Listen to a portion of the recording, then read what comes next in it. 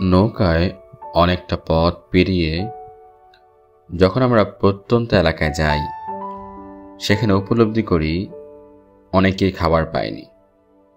তাদের মাঝে কেউ কেউ এমনও ছিল যারা একটি চমৎকার বিষয় আমাদের উপলব্ধি করায়।